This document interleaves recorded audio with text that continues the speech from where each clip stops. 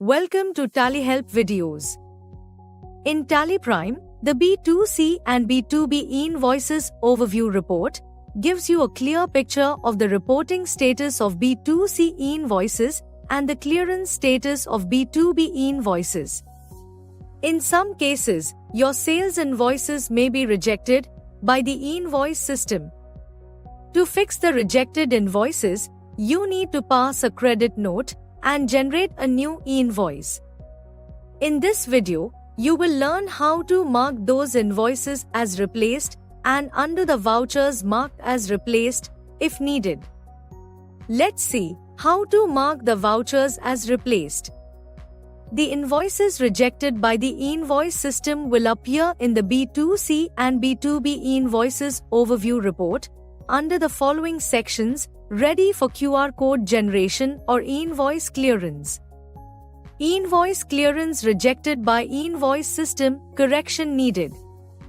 Invoice reporting rejected by invoice system, correction needed. Once the credit notes are created for the rejected invoices listed under these sections, you can exclude these invoices from the overview report. For example, let's check the invoices listed under Ready for QR code generation in the B2C invoices overview report.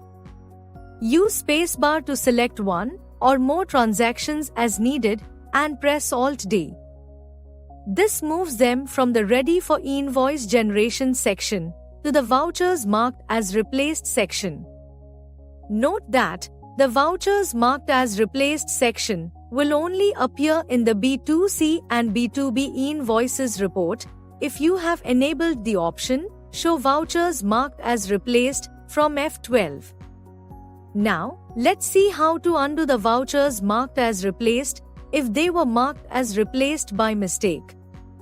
From the Vouchers Marked as Replaced section, drill down from the voucher count column under B2C or B2B as needed.